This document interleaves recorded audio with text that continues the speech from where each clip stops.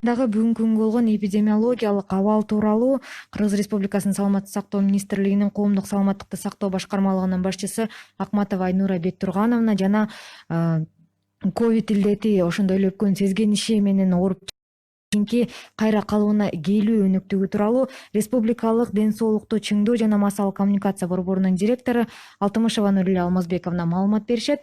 Анда эмесе Айнура Бектургановна, сөз сизде. Саламатсыздарбы, урматтуу теле көрүүчүлөр, урматтуу радио окуучулар.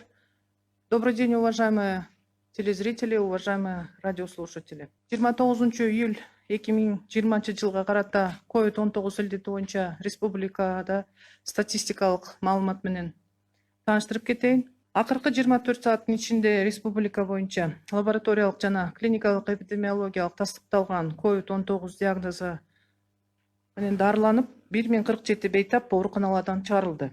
Алардын ичинен Бишкек шаарында 389, Ошто 100, Чүй облусунда 117, Ош облусунда 95, Талас облусунда 52, Нарын облусунда 31, Ысык Көл облусунда 110, Жалал Абад облусунда 92 жана Баткен облусунда 61 бейтап айык. Дарыланып айык чыккандардын жалпы саны 23343.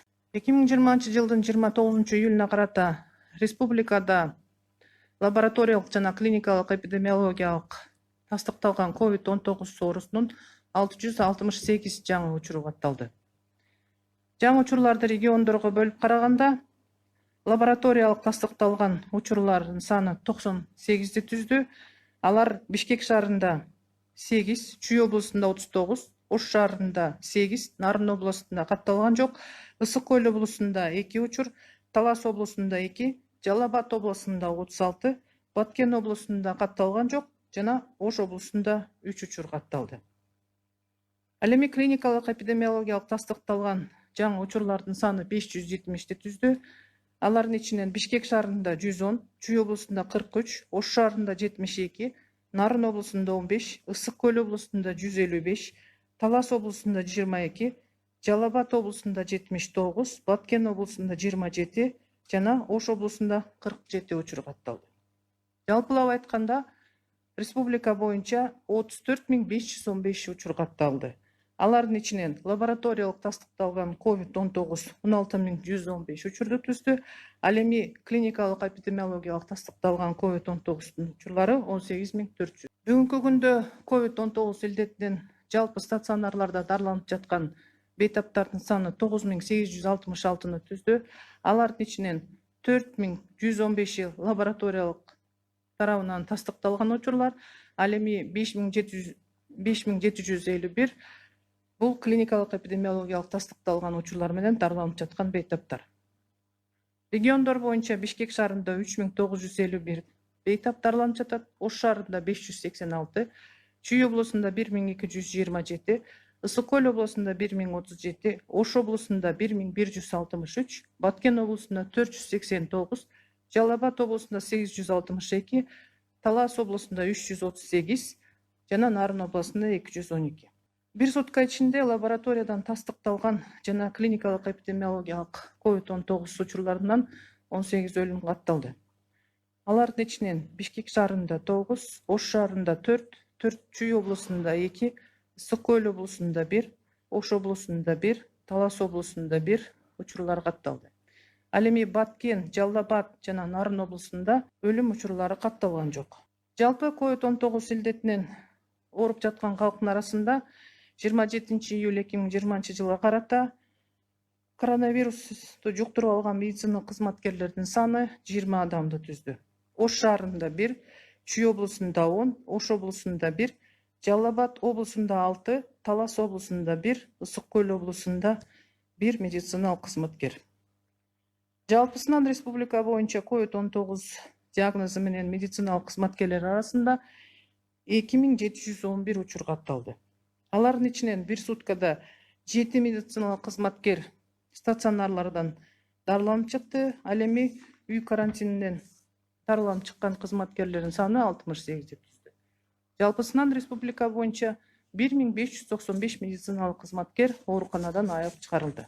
На 29 июля 2020 года по коронавирусной инфекции в Кыргызской республике статистическая Ситуация представлена следующим образом. Из стационаров страны выздоровело и выписано с лабораторно подтвержденным и клинико-эпидемиологически подтвержденным диагнозом COVID-19 1047 пациентов.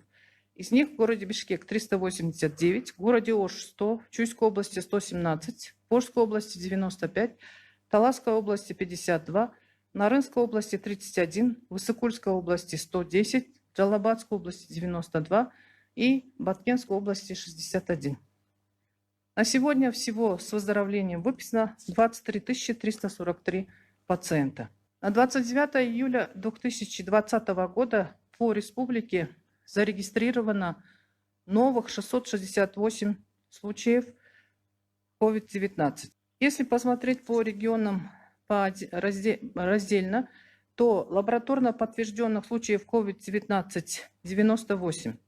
Из них в городе Бишкек 8, в Чуйской области 39, в городе Ош 8, в Нарынской области случаи не зарегистрированы, в Иссыкульской области 2, в Таласской области 2, в Джалабадской области 36, в Баткенской области новые случаи не зарегистрированы и в Волжской области 3 случая. Клиника эпидемиологически подтвержденных случаев за сутки зарегистрировано 570. Из них в городе Бишкек 110, в Чуйской области 43, в городе Ош 72, в Нарынской области 15, в Иссыкульской области 155, в Таласской области 22, в Джалабадской области 79, в Баткенской области 27 и в Волжской области 47. За весь период зарегистрировано на сегодняшний день 34 515 случаев, из которых лабораторно подтвержденных случаев COVID-19 16 115 и клинико-эпидемиологически подтвержденных случаев 18 400. В стационарах страны на сегодня на лечении с диагнозом COVID-19 находится 9 866 пациентов. Из них с лабораторно подтвержденным диагнозом COVID-19 4115 и с клинико-эпидемиологически подтвержденным диагнозом COVID-19 это 5751 пациент. Из них в городе Бишкек 3951, в городе Ош 586, в Чуйской области 1227, в Иссыкульской области 1037, в Волжской области 1163, в Баткенской области 489, в Джалабадской области 862, в Таласской области 338 и в Нарынской области 213 пациентов. К сожалению, также регистрируются летальные случаи от COVID-19 в стационарах страны, и за сутки зарегистрировано 18 случаев смерти. Из них в городе Бишкек 9, в городе Ош 4, в Чуйской области 2, в Иссыкульской области 1, в Волжской области 1, в Баткенской, Джалабадской, Нарынской области летальные случаи не зарегистрированы, и в Таласской области 1 случай. На 28 июля 2020 года также регистрируются случаи COVID-19 и среди медицинских работников, и новых случаев зарегистрировано 20. Из них в городе Ош 1, в Чуйской области 10, в Волжской области 1, в Джалабадской области 6, в Иссыкульской области 1 и в Таласской области 1 случай. Общее количество медицинских работников с диагнозом COVID-19 на сегодня составляет 2711 случаев, из которых с выздоровлением за сутки стационаров выписано 7 медицинских работников и из домашней самоизоляции с выздоровлением выписано 68 медицинских работников. Всего по республике выписано с выздоровлением 1595 медицинских работников. О восстановлении после перенесенного ковид и пневмонии нам расскажет директор Республиканского центра укрепления здоровья Алтымышева Нурулия Алмазбековна. Нурулия Алмазбековна, вам слово. Здравствуйте, уважаемые граждане. С каждым днем все больше людей выздоравливает от коронавирусной инфекции. И на сегодняшний день уже выздоровело более 23 тысяч людей. Практически всем переболевшим нужно время для восстановления, реабилитации. И большинство людей отмечает, после перенесенного заболевания, у них отмечается затрудненное дыхание, одышка при физической нагрузке, которая мешает выполнению привычных видов деятельности, общая слабость, быстрая утомляемость, снижение физической выносливости и уменьшение мышц. Особенно нужна реабилитация для людей, которые принесли заболевания в средней, тяжелой и тяжелой форме. Процесс восстановления после заболевания коронавирусной инфекцией у всех происходит по-разному. Все зависит от тяжести заболевания и индивидуальных особенностей организма каждого человека. Для восстановления здоровья мы рекомендуем следующие простые советы. Хотелось бы остановиться на питании. Очень важно это полноценное, сбалансированное питание, которое способствует скорейшему выздоровлению и восстановлению организма после заболевания. Это мы рекомендуем каждый день выпивать побольше жидкости, лучше с добавлением лимона. Очень полезные компоты, морс, чай с лимоном, отвары шиповника. Обязательно нужно включать в рацион кисломолочные напитки, айран, кефир, который способствует нормализации состояния кишечной флоры. Рекомендуется употреблять нежирное мясо, говядину, курицу, индейки и другие. При этом мясо рекомендуется не стоит жарить, а лучше варить супы и бульоны. Как мы уже до этого уже говорили, полезны фруктовые, овощные пюре, отварная рыба, яйца. И постепенно для восстановления в рацион питания можно уже добавлять более калорийные продукты с достаточным количеством белка, жиров, а также витаминов и минеральных веществ. Везде и всюду мы рекомендуем, да, мы говорим о том, что необходимо употреблять больше овощей, фруктов, зелени, в которых содержится большое количество витаминов С. Самым известным источником у нас является лимон. Но мы должны знать, что кроме лимона витамин С содержится в облепихе, болгарском перце, черная смородина, зелень, щавель, шпинат, петрушка, укроп. То есть эти тоже обогащены витамином С.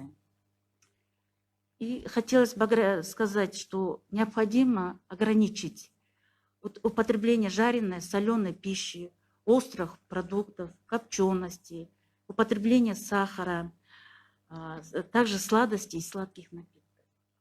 И обязательно необходимо отказаться от курения и употребления алкоголя. Очень большую роль в восстановлении после COVID играет физическая активность. Первые дни после выздоровления должна быть совсем небольшая нагрузка. Начинать нужно с медленной ходьбы, прогулки на свежем воздухе. По мере улучшения состояния можно увеличить время и скорость ходьбы. Прогулка должна длиться не более 30 минут в день. При средней и тяжелой форме заболевания необходимо проконсультироваться у пульмонолога или лечащего вашего врача о виде, объеме и длительности. Если человек занимался спортом, фитнесом, то к занятиям нужно приступить постепенно, и постепенно можно увеличивать. Также очень большую роль в восстановлении играет дыхательная гимнастика. Дыхательная гимнастика помогает улучшить работу органов дыхания и повысить тонус дыхательной мускулатуры, которая ослаблена вследствие заболевания. Дыхательные упражнения можно проводить самостоятельно дома. Для наилучшего результата стоит уделять дыхательной гимнастике по 10-15 минут в день.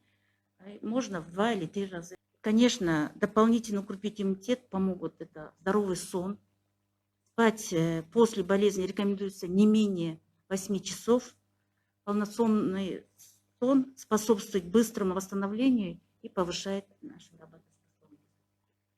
И в период выздоровления рекомендуется не переохлаждаться.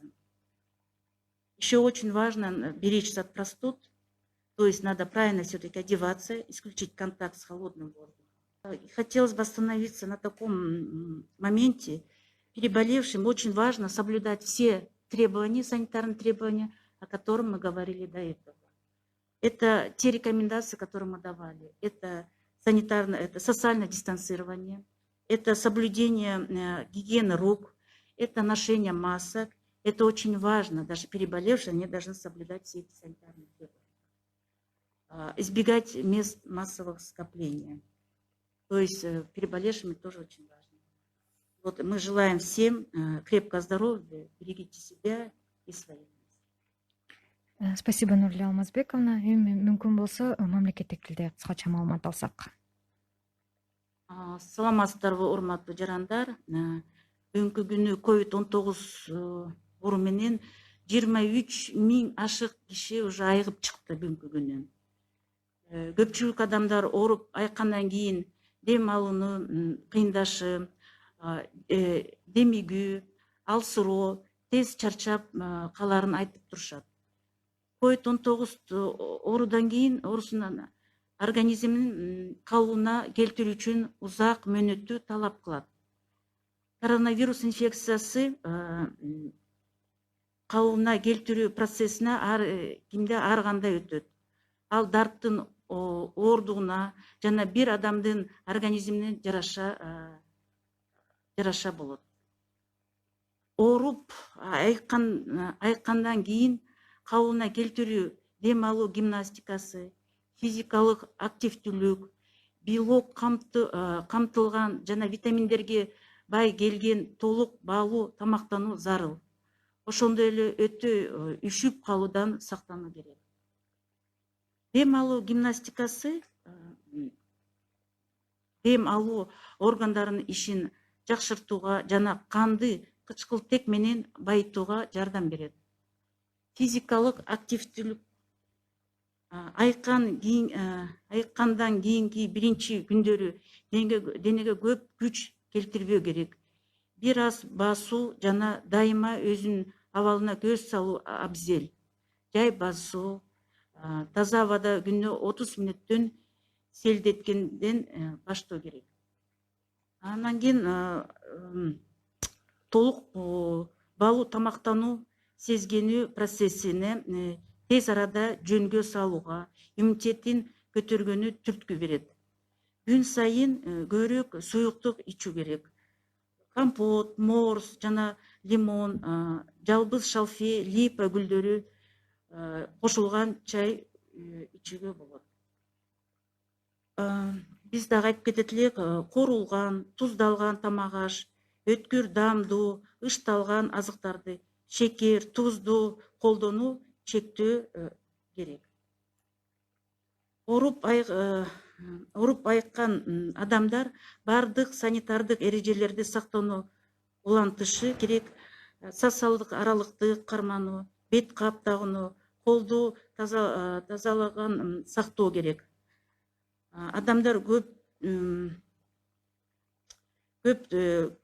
топтолгон жерлерге барбаш керек. Ден соолукта болуңуздар. Рахмат, урматтуу телекөрүүчүлөр. Радио каармандар, ушуну менен Республикалык штабтын пресс борборундагы брифингти жыйынтыктап, сиздерге коомдук саламаттыкты сактоо башкармалыгынын башчысы Акматова Айнура Бектургановна жана Республикалык ден соолукту чыңдоо жана массалык коммуникация борборунун директору Алтымышева Нурля Алмазбековна маалымат берип өтүштү. Көңүл бурганыңыздар үчүн чоң рахмат.